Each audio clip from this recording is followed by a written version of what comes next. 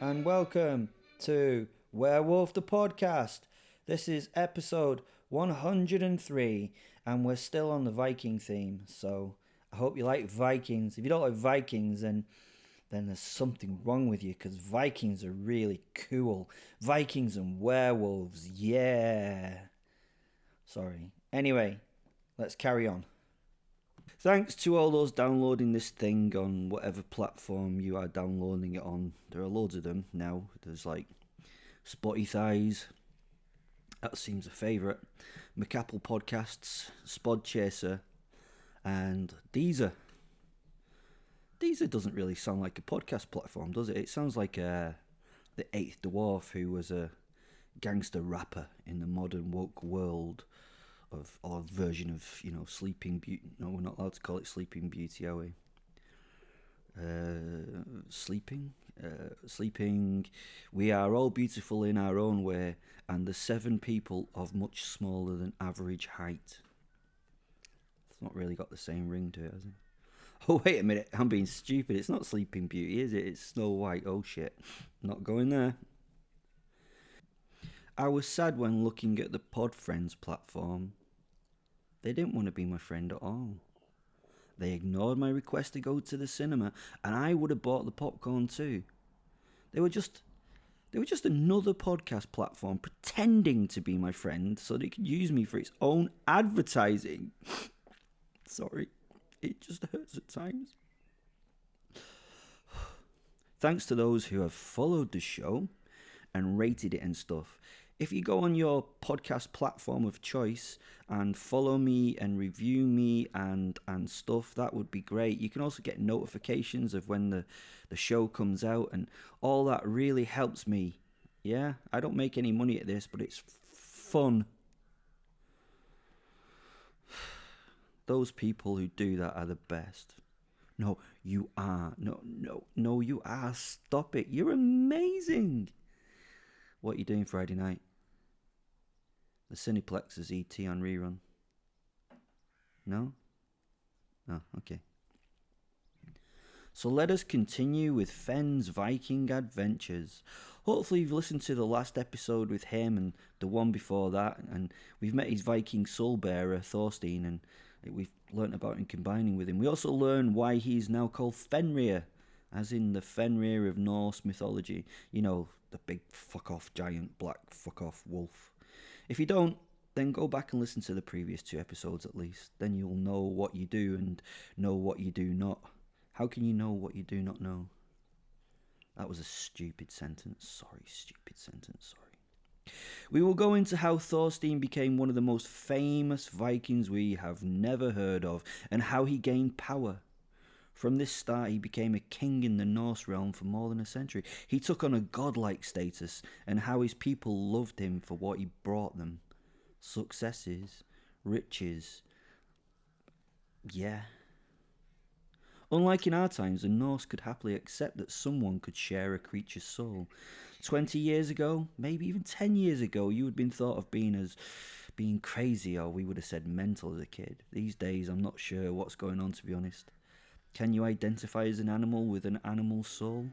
Excuse me while I Google that. Oh, okay, otherkin. Otherkin are a subculture of people who identify not entirely as human. Some otherkin believe their identity derives from reincarnation, a non-human soul ancestry, symbolism, or metaphor. Others attribute it to unusual psychology and do not hold spiritual beliefs. Categories of otherkin include fiction kin, those who identify as fictional characters; concept kin, who identify as abstract concepts; weatherkin, who identify as weather systems; and many other obscure categories. Joseph P. Laycock, assistant professor of religion studies at Texas State University, considers otherkin beliefs to have a religious dimension, but asserts that the argument that otherkin identify claims conform to a substantive definition of religion is problematic. He could use good words, couldn't he? Many otherkin themselves reject the notion that being otherkin is a religious belief. A controversial but frequently made analogy is gender dysphoria, leading to the terms transspecies or transspeciesism and species dysphoria. Okay. It mentions furries. No. Some of the great sagas told of gods and men who could change themselves into animals at will. Look at Loki and Odin. They did a lot of lying, cheating, and seducing as other creatures. Seducing as an animal is a bit weird. Now, what young maid would not be attracted to a giant bull? Let's not go any further because we don't look fondly on bestiality these days, do we? God. However, the Vikings seem to think it was okay.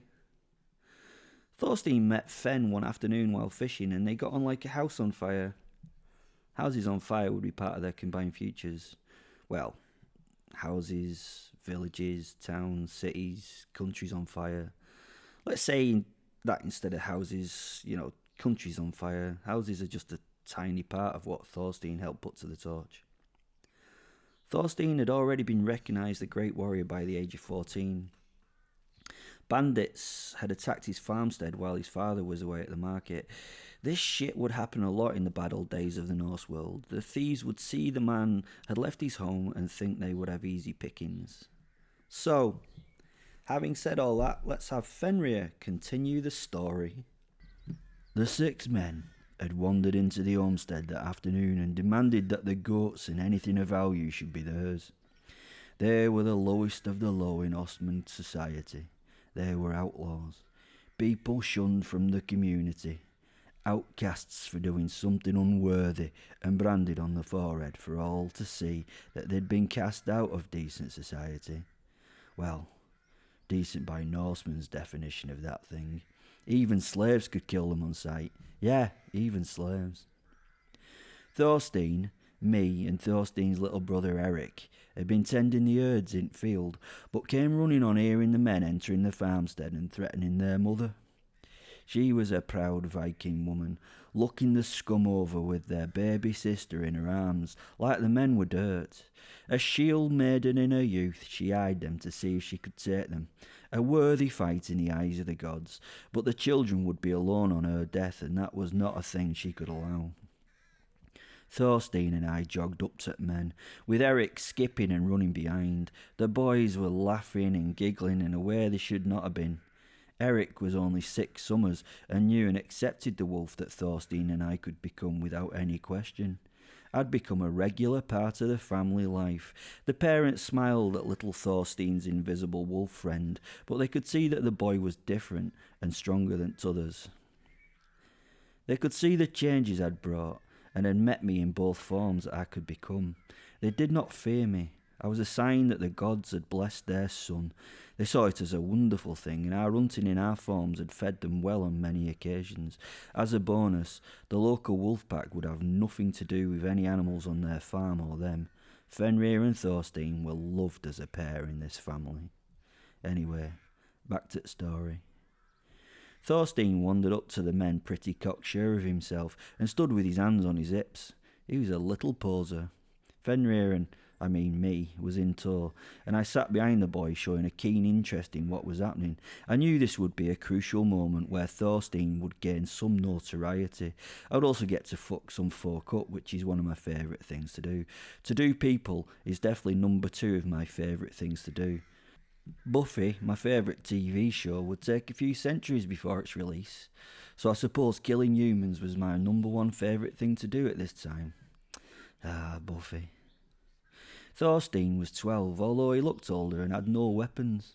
Well, I suppose I was his weapon, and I was invisible to these cunts, so what they saw was a young boy and no threat. There was no reason for this child to be so confident. He should have been pooing his pants, a crying ball of scared kid. Not our little Thorstein. He was excited about this, his energy transferring to me. He had no fear at all. He was fucking awesome. He started shouting at the men, trying to get their attention. One of the only issues with Thorstein was his need for attention. But we all have our flaws, don't we? Well, we do. Do I? Oh yeah, I like Buffy, a programme aimed at teenage nerds. The dirty, stinky men were not giving the boys any attention at all. Why would they be bothered by the boys? They were only children, just victims for later enjoyment. "Hey, you, ugly! You! Yeah, you, ugly! Go away now, or I will kill all of you!"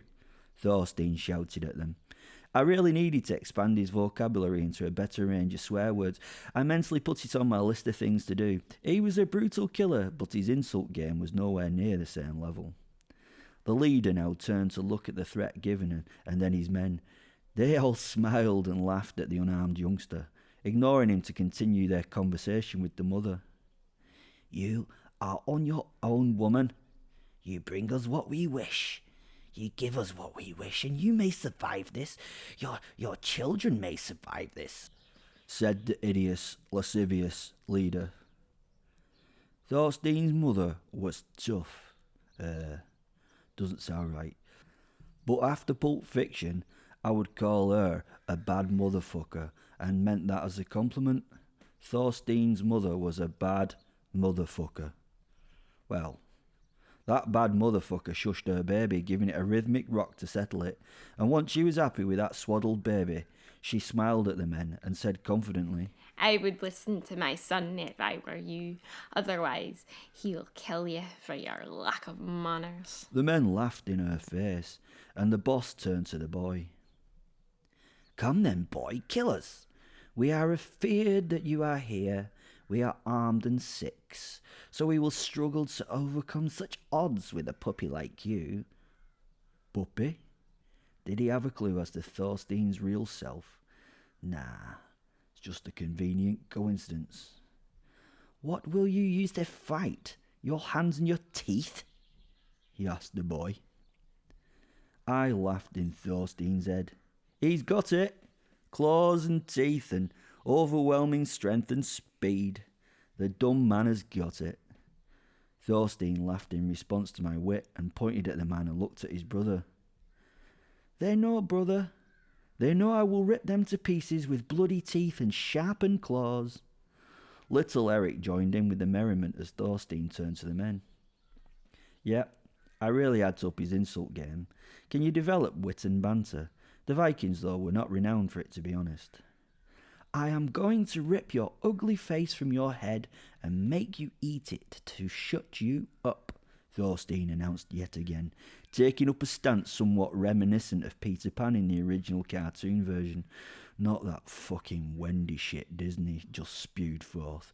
Have you ever read Peter Pan? What the fuck was J.M. Barrie on? The man was fucked in the head. Are you ready for this? "The fairies tried not to wake sleeping Peter as they wandered back from their late-night orgy," is a line from that famous children's book. What? That's not in Disney. This was not how it was supposed to go. The leader, Hulf, was not expecting any kind of resistance. They'd watched the farm to see the farmer and the 2 male labourers leave. This was supposed to be easy. He was now confused and a bit drunk, a bad mixture to have combined to sound threatening and intelligent. Yes, Ulf was a bit too drunk and wobbly on his feet. Drool ran from the corner of his mouth. He was a big man by any standard, with a toothless mouth framed by a grey and dark, dirty beard.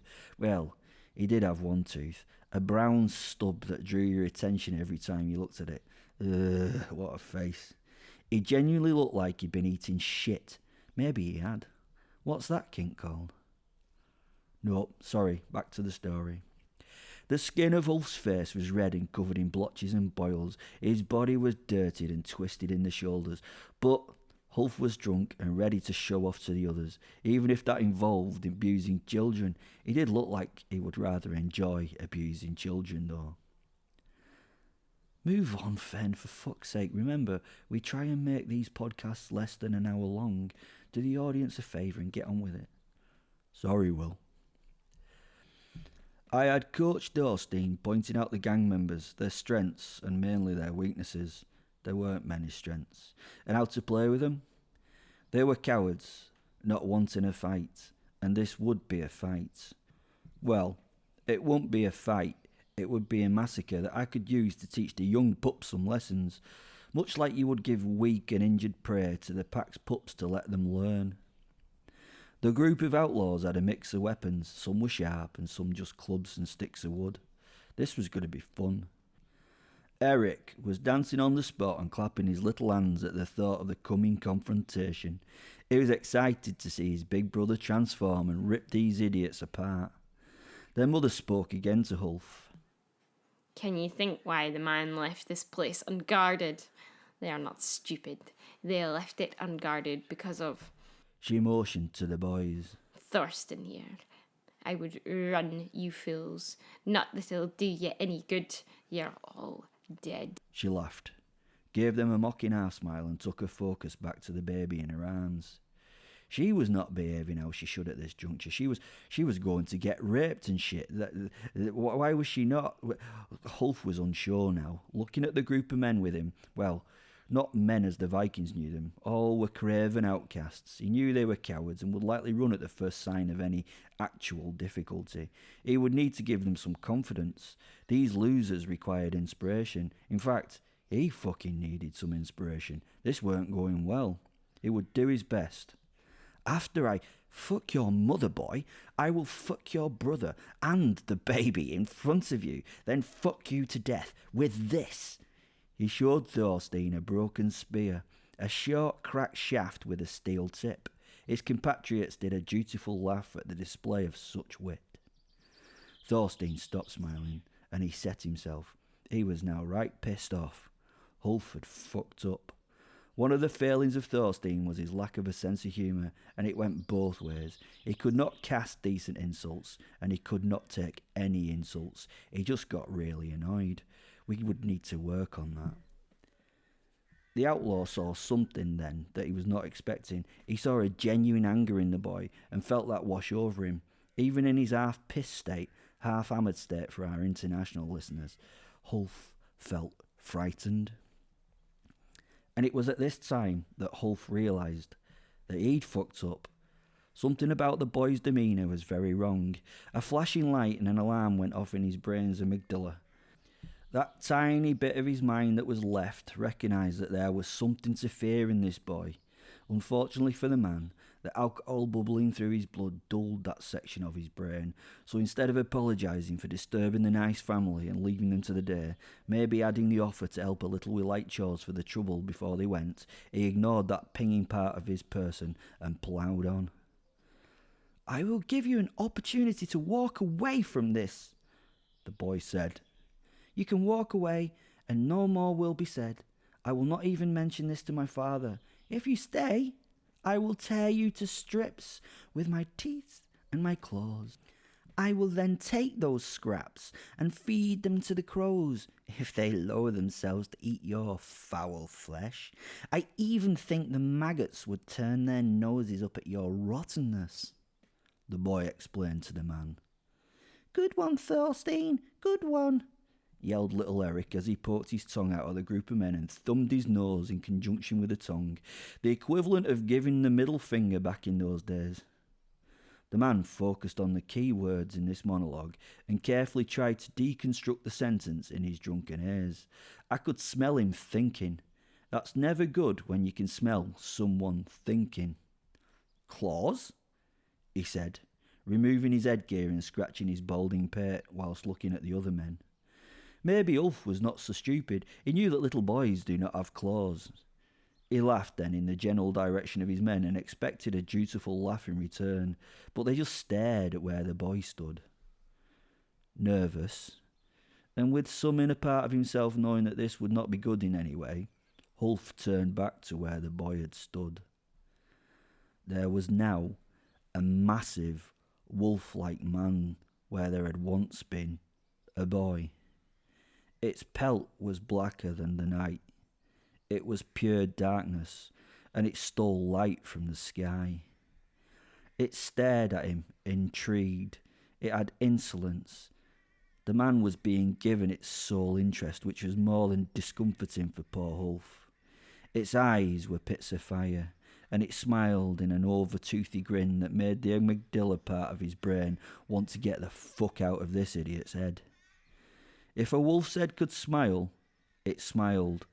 The fucking thing smiled, and that smile was teeth. Big, sharp teeth. Teeth like knives. Teeth that were really toothy, and teeth like the type of teeth that you could imagine would be really good at ripping things apart in a rippy, toothy sort of way. Ulf shook his head, trying to get some clarity on the situation. Nope, it didn't switch off the alarms. This could not be. He closed his eyes, blinking and rubbing them with the grimy backs of his hands. Nope, not having it. What the veritable fuck was going on? The smaller boy could hardly stand as the laughter racked his body. He leant on the wolfsman's leg for support as though it was the most normal thing to do. The black beast rested his hand on the child's head and ruffled his hair, keeping him from falling to the ground.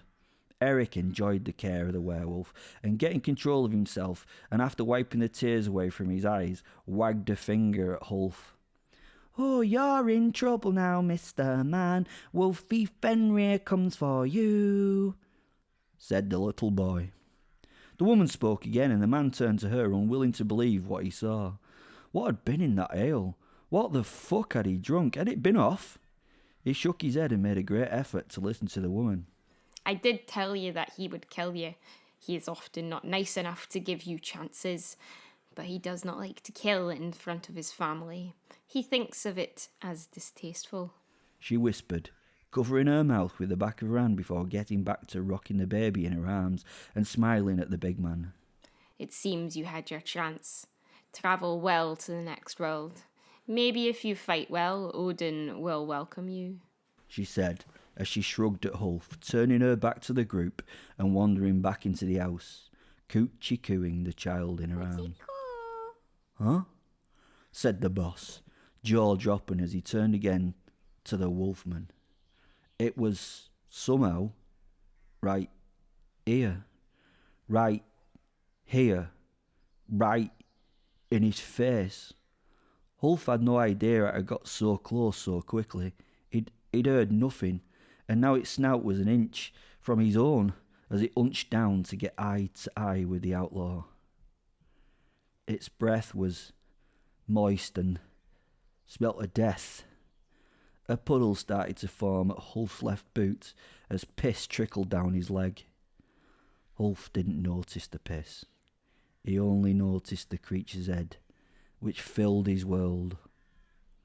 Ulf wanted to run. Oh, how he wanted to run, but his legs would not allow him. His arms simply dropped to his side and he let the weapons he held drop from his hands. His body was frozen. The fucking amygdala was getting its own back by choosing this F, freeze, out of the 3 Fs it could have fucking chosen. Ulf wasn't ready for this. Who was ever ready for something like this? He had done bad things, and now the gods had asked for the blood price he owed. This was the day. The tapestry of the Norns was the end for this story. The wolf's head sniffed him up and down as it stepped back to view the whole of him. Ulf did not move from that puddle, which was being quickly soaked up by the dry ground. He closed his eyes and prayed. He prayed that someone was listening and that this was one of those jokes he'd heard of in sagas. He would open his eyes and it would be the little boy again, and he would have learnt an important life lesson and would turn over a new leaf and become a good person from then on. He reopened his eyes. Nope. The fucking thing was still there. It was still fucking there. For a moment, his thoughts, booze-addled thoughts, became clear. This was his chance to show Drenger, to die an honourable death. He couldn't beat this creature, he already knew it, but if he showed bravery at the end, maybe the gods would forgive his past cowardice and indiscretions and allow him into Odin's hall. He could do it. He could have a great end. His story would be told of this fight. The wolf sniffed again. No, he couldn't move. His body was rigid. He would die pathetically and poorly. Thorstein and I reached forward with a clawed hand. We together, as the werewolf, waited for the man to give fight. But all the man did was watch the claw get closer to his face as his eyes went back to those of the beast. A huge palm landed on the top of Ulf's head. The paw's claws latched deep into the flesh on the back of his skull, and he started to scream as the scalp was torn off from the back of his head towards his face. If I had to describe the process as a visual metaphor, this would be similar to opening the ring tab of a can of Coke. Oh wait, sorry, I need to be fair to other brands. Opening the ring tab to a carbonated beverage of your choice. Ulf couldn't move. He just felt the skin wrenched slowly from the bone. He felt the tearing throughout his body, and most of all, he felt the pain. We continued tearing at the scalp until the forehead peeled away from the front of the skull. Blood was now running, and it ran into the man's open eyes and mouth, creating bubbles as he breathed and screamed. It took us a couple of big jerks to peel it past the eye orbits, and then Ulf's body went limp. I held him solidly by the neck to hold him up to continue my work. As the strip of flesh lengthened, it was easier to tear away. It was removed from his nose and his lips easily. Well, easily for us. Not for Ulf. Not so easy. The screaming intensified now as I was ripping it away. Still, we muffled it as we gathered the flayed skin and pushed it into the screaming mouth while laughing together inside our head. The flesh gag muffled the noise of the crying man. Eric was loving it. Ulf's body and brain were just all about pain. He felt the skin being torn from his head, and then all went black as he started his journey to meet hell. Ah, shit. It was so disappointingly dead already. So we cast the corpse aside to the ground and showed some distaste for the dead man. Eric was so excited now he was jumping up and down and cheering. "You fed him his face! You fed him his face!" The other men had already begun to run from the horror. They'd cast aside all they could and were trying to get some distance between themselves and the beast. Thorstein's mum reappeared at the door. The wolf looked at her. A dutiful son. He wanted his mother's permission to go after his victims. Her face showed pride in what her boy was and his capabilities. She nodded her approval as he set off on the chase. Eric was cheering and punching the air. The outlaws didn't get far before they were individually brought down and savagely injured. They would be killed in time. They would be killed in Thorstein's time. He would get to have fun with them and play with them in many cruel ways. They weren't humans, these. They would not sit with Odin. They would limp to hell and admit their pathetic natures to her. Thanks for listening. If you want to join me on any social media, that would be great. We have Facebook groups and Twitter and Instagram, and no, that's it. Please follow me on your podcast platform. Please follow, review, get notifications, do everything like that. That would be awesome. You wonderful people. I don't ask you very much for this, so well, in fact, I'm just impressed you listen. But apart from that, thank you very much. Love you very much all very dearly. Bye.